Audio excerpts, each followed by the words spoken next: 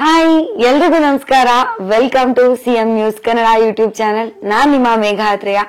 ಇವತ್ತು ನಮ್ ಜೊತೆ ಇದ್ದಾರೆ ಒಂದು ಬ್ಯೂಟಿಫುಲ್ ಹುಡುಗಿ, ಹಾಗೆ ಹೊಸ ಪ್ರತಿಭೆ ಕನ್ನಡ ಇಂಡಸ್ಟ್ರಿಗೆ. ಈಗ ಆಲ್ರೆಡಿ 3ನೇ ಮೂವಿ ಸೈನ್ ಹಾಕಿ ಚೆನ್ನಾಗಿ ಮಾಡ್ತಿದ್ದಾರೆ, ಒಳ್ಳೆ ಗ್ರೋತ್ ಇದೆ ಜೀವನದಲ್ಲಿ. ಅವ್ರನ್ನ ಮಾತಾಡ್ಸ್ತಾ ಹೋಗೋಣ, ಅವ್ರ ಬಗ್ಗೆ ಹಾಗೆ ಪರಿಚಯ ಮಾಡ್ಕೊಡ್ತಾ ಹೋಗ್ತೀನಿ. ಹೋಗ್ತಾ ಬನ್ನಿ ಮಾತಾಡ್ಸೋಣ. Hi Radhya. Hi, welcome to our show. Thank you so much. ಹೇಗಿದ್ದೀರಾ? ಚೆನ್ನಾಗಿದ್ದೀನಿ, ನೀವ್ ಹೇಗಿದ್ದೀರಾ? ಸೂಪರ್. ಹೇಗ್ ನಡೀತಿದೆ ಇವಾಗ ಸದ್ಯದ್ದು ಮೆಂಟಾಲಿಟಿ ಹೇಗಿದೆ ಒಳಗಡೆ? ಯಾಕಂದ್ರೆ ಸಿನಿಮಾ ಇನ್ ಕೆಲವೇ ದಿನಗಳಲ್ಲಿ ರಿಲೀಸ್ ಆಗ್ತಾ ಇದೆ, ದೇಸಾಯಿ. ಸೊ ಭಯ ಅಂತೂ ಇದೆ, because end of the day ನಾವ್ ಸಿನಿಮಾ ಮಾಡೋದೇ ಜನಗಳು ನೋಡ್ಲಿ ಮತ್ತೆ ಜನ ಇಷ್ಟ ಪಡ್ಲಿ ಅಂತ. ಸೊ ಜನ ಬಂದ್ ಥಿಯೇಟರಿಗೆ ನೋಡ್ಬೇಕು, ಅದೊಂದು ಭಯ ಅಂತೂ ಖಂಡಿತವಾಗ್ಲೂ ಇದೆ. ಬಟ್ ಸ್ಟಿಲ್ ಅಂದ್ರೆ ಎಲ್ಲ ತಾಯಿ ಚಾಮುಂಡೇಶ್ವರಿ ಮೇಲೆ ಭಾರ ಹಾಕಿದೀನಿ, ನೋಡ್ಬೇಕು. ಈಗ್ಲೂ ಎಲ್ಲೋ ಒಂದ್ ಕಡೆ ತಾಯಿ ಚಾಮುಂಡೇಶ್ವರಿನೇ ಆಟ ಆಡಿಸ್ತಾಳೆ ಅಂತ ಅನ್ಕೊಳ್ತೀನಿ ಇಂಡಸ್ಟ್ರಿನ. ಯಾಕಂದ್ರೆ ನಿಮ್ಗೆ ಗೊತ್ತು ಏನೇನ್ ನಡೀತಿದೆ ಇಂಡಸ್ಟ್ರಿಲಿ ಅಂತ. ಸೊ ಎಲ್ಲೋ ಒಂದ್ ಕಡೆ ಅದು ನಂದು ಪರ್ಸನಲ್ ಒಪಿನಿಯನ್. ಇದು ಎಲ್ಲೋ ಒಂದ್ ಕಡೆ ದೇವ್ರ ಬಗ್ಗೆ ಮಾತಾಡಿದ್ದಕ್ಕೇನೆ ಹಿಂಗ್ ಆಯ್ತೇನೋ ಅಂತ ಅನ್ಸುತ್ತೆ ನಂಗೆ ಎಷ್ಟೋ ಸತಿ. ಸೊ ಇಂಡಸ್ಟ್ರಿಲಿ ಇಷ್ಟೆಲ್ಲ ಗಜಿಬಿಜಿ ನಡಿಬೇಕಾದ್ರೆ ಸಿನಿಮಾ ಆಬ್ವಿಯಸ್ಲಿ ಎಷ್ಟೊಂದು ಮೂಲೆ ಗುಂಪಾಗ್ತಾ ಇದೆ. ಹೌದು ಹೌದು. ಎಂಟರ್ಟೈನ್ಮೆಂಟ್ ಇಷ್ಟಪಡೋರು ಕೂಡ ಇದನ್ನೇ ಇವಾಗ ಎಂಟರ್ಟೈನ್ಮೆಂಟ್ ಆಗಿ ತಗೊಂಡ್ಬಿಟ್ಟಿದ್ದಾರೆ. Definitely. ಸೊ ಅದ್ರ ಬಗ್ಗೆ ಹೇಳೋದಾದ್ರೆ ಅದು ಪ್ರತಿಯೊಂದ್ ಸಿನಿಮಾಗೂ ಪ್ರಾಬ್ಲಮೇ ಆಗುತ್ತೆ. Because end of the day ಏನಾಗ್ತಿದೆ, ಜನ ಎಲ್ಲ ಆಲ್ರೆಡಿ ರೀಲ್ಸ್ ಸೋಷಿಯಲ್ ಮೀಡಿಯಾದಲ್ಲಿ ಅಡಿಕ್ಟ್ ಆಗ್ಬಿಟ್ಟಿದ್ರು. ಅಂಡ್ ಇವಾಗ ಏನೋ ಒಂದ್ ನ್ಯೂಸ್ ಬಂದಾಗ ಎಲ್ಲರೂ ಕೂಡ ಅದ್ರಲ್ಲೇ ಇನ್ವಾಲ್ವ್ ಆಗಿರ್ತಾರೆ. ಸೊ ಅದರಿಂದ ಆಚೆ ಬಂದು ಸಿನಿಮಾನ ನೋಡ್ಬೇಕು. ಮತ್ತೆ ಇವಾಗ ಅವ್ರು ಬೆಳೆಸಿದ್ರೆ ನಾವು ಹೊಸ ಪ್ರತಿಭೆಗಳು ಬೆಳೆಯೋಕ್ ಸಾಧ್ಯ. ಸೊ ಅವ್ರ ಸಪೋರ್ಟ್ ತುಂಬಾ ಮುಖ್ಯ. ಬಟ್ ಅದೇ ಈ ತರ ಎಲ್ಲ ಆಗೋದ್ ಬೇಜಾರಾಗತ್ತೆ, ಎಲ್ಲೋ ಒಂದ್ ಕಡೆ ಡಿಸ್ಟರ್ಬ್ ಅಂತೂ ಆಗುತ್ತೆ. ಬಿಕಾಸ್ ನಾವು ಎಲ್ಲ ಕಷ್ಟಪಟ್ಟು ಸಿನಿಮಾ ಮಾಡಿರ್ತೀವಿ, ಏನೋ ಒಂದ್ ರೀಚ್ ಆಗತ್ತೆ ಅಂತ ಅನ್ಕೊಂಡಿರ್ತೀವಿ. ಸೊ ಈ ಟೈಮಲ್ಲಿ ಇದೆಲ್ಲ ಆಗೋದ್ ಸ್ವಲ್ಪ ಬೇಜಾರ್ ತರತ್ತೆ. ಓಕೆ, ಇವಾಗ ಆಲ್ರೆಡಿ 3ನೇ ಮೂವಿ ಇದು. ಎರಡನೇದು ರಿಲೀಸ್ ಆಗ್ತಾ ಇರೋ 2ನೇ ಮೂವಿ. Okay, nice. ಸೊ ಮೊದಲನೇದು ರಾನಿ. ಅದಕ್ಕೆ ನೀವು ಸೆಲೆಕ್ಟ್ ಆಗಿದ್ ಪ್ರೋಸೆಸ್ ಹೇಗಿತ್ತು? ಹೇಗೆ ಟೀಮ್ ನ ಮೀಟ್ ಮಾಡಿದ್ರಿ? ಅದೆಲ್ಲ ಹೇಗಾಯ್ತು? ರಾನಿ ಸಿನಿಮಾ ಆಕ್ಚುಲಿ ಒಂಥರ ಅಂದ್ರೆ ನನಗೆ ಗೊತ್ತಿರ್ಲಿಲ್ಲ ಯೂಶಲಿ ಹೆಂಗಿದೆ ಟೀಮ್ ಏನು ಅಂತ.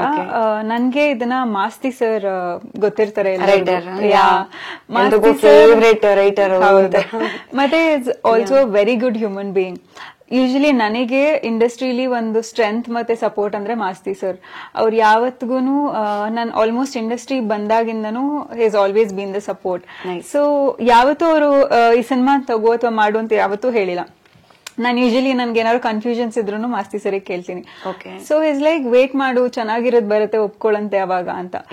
But this Rani cinema Masti ಸರ್ಗೆ ಲೈಕ್ ಹಿ ವಾಸ್ ಲೈಕ್, ಇಲ್ಲ ರಾಧ್ಯ, ಈ ಒಂದ್ ಕ್ಯಾರೆಕ್ಟರ್ ನೀನ್ ಮಾಡ್ಲೇಬೇಕು ಅಂತ ಹೇಳಿದ್ರು. ಸರಿ ಆಯ್ತು ಸರ್ ಅಂತ ಹೋಗಿ ನಾನು ಕತೆ ಕೇಳಕ್ಕೆ ಅಂತ ಹೋದೆ. Then I met the team. ಅಲ್ಲಿ ಆಕ್ಚುಲಿ ಅವ್ರ ಹಳೆ ಸಿನಿಮಾ ಪೋಸ್ಟರ್ ಎಲ್ಲ ಹಾಕಿದ್ರು.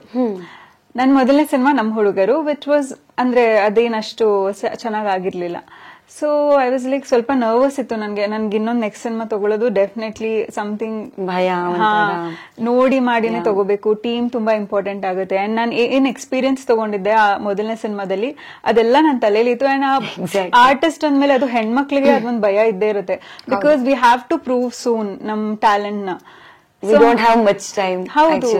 ಅಂಡ್ ಆಲ್ಸೋ ಏನಂದ್ರೆ ನಾವು ಯಾವ ಪಾತ್ರದ ಮೂಲಕ ನಾವು ಜನಗಳಿಗೆ ಗುರುತಿಸ್ಕೋತಾ ಇದೀವಿ ಅನ್ನೋದು ಇಂಪಾರ್ಟೆಂಟ್ ಆಗುತ್ತೆ. ಸೊ ಎಲ್ಲೋ ಒಂದ್ ಕಡೆ ಇದು ಆಗತ್ತಾ ಅಂತ ಅಲ್ಲಿ ಹೋಗಿ ಕುತ್ಕೊಂಡಾಗ, ಪರ್ಟಿಕ್ಯುಲರ್ಲಿ ಆಫೀಸಲ್ಲಿ ಹೋಗಿ ಕುತ್ಕೊಂಡಾಗ ಸರಿ ಬಿಡು ನೋಡೋಣ ಅನ್ನೋ ತರ ಹೋಗಿದ್ದು.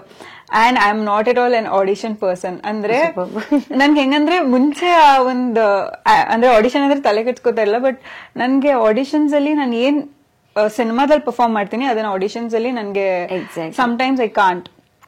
ಬಟ್ ಇವಾಗ ಮಾಸ್ತಿ ಸರ್ ರೆಫರ್ ಮಾಡಿರೋದು, so I have to give my best. ಅವಾಗ ಗುರು ಸರ್ ಅಂತ ಡೈರೆಕ್ಟರ್, ಗುರು ತೇಜ್ ಸರ್ ಅಂತ ರಾಣಿ ಸಿನಿಮಾದು.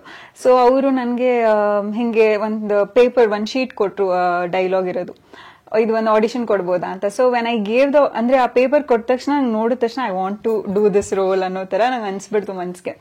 ಬಿಕಾಸ್ ಆ ರೋಲ್ ಅಲ್ಲಿ ಒಂದ್ ಚೇಂಜ್ ಓವರ್ ಇದೆ. ಅಂಡ್ ನನ್ಗೆ ಜನಕ್ಕೆ ರೀಚ್ ಆಗೋಕೆ ಅಂಡ್ ಜನಕ್ಕೆ ನನ್ನ ಹತ್ರ ಕೂಡ ಒಂದ್ ಸ್ವಲ್ಪ ಏನ್ ಟ್ಯಾಲೆಂಟ್ ಇದೆ ಅದನ್ನ ಪ್ರೂವ್ ಮಾಡ್ಕೊಳಕ್ಕೆ ನನ್ಗೆ ಇದು ಒಳ್ಳೆ ಸ್ಕ್ರಿಪ್ಟ್ ಅಂತ ಅನಿಸ್ತು.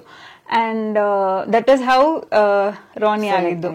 ಹಾ ಅಂಡ್ ಆಲ್ಸೋ ಅದು ಏನಾಯ್ತು ಅಂದ್ರೆ ಅಂಜಲಿ ಅನ್ನೋ ನನ್ನ ರಾನಿ ಸಿನಿಮಾದಲ್ಲಿ ಅಂಜಲಿ ಅಂತ ನನ್ನ ಹೆಸರು. ನಂಗೆ ತಕ್ಕಂತ ಅಪ್ಪು ಸರ್ದು ಮಿಲನ ಸಿನಿಮಾಲಿ ಅಂಜಲಿ ಸೊ ಲೈಕ್ ಆಡಿಷನ್ ಕೊಡ್ಬೇಕಾದ್ರು ಇದು ಇವಾಗ ಅಪ್ಪು ಸರ್ ಜೊತೆ ನಾನು ಮಾಡ್ತಾ ಇದ್ದೀನಿ ಅಂತ ಅನ್ಕೊಂಡ್ ಬೆಸ್ಟ್ ಕೊಡೋಣ ಅಂತ ನಾನು ಕೊಟ್ಟಿದ್ದು. ಅಂದ್ರೆ ಆಡಿಷನ್ಸ್ ನಂಗೆ ಚೆನ್ನಾಗಿ ಕೊಡಕ್ ಸಾಧ್ಯ ಆಗಿದ್ದು ಆ ರೀತಿ. ಸೂಪರ್. ಆಕ್ಚುಲಿ ನಂಗೂ ಗೊತ್ತಿತ್ತು ನೀವು ಅಪ್ಪು ಸರ್ ಫ್ಯಾನ್ ಅಂತ, ಬಟ್ ಅಷ್ಟು ದೊಡ್ಡ ಫ್ಯಾನ್ ಅಂತ ಗೊತ್ತಾಗಿಲ್ಲ. ರೀಸೆಂಟ್ ಆಗಿ ಅದು ಫೀಲ್ ಆಗಿದ್ದು ನನ್ಗೆ.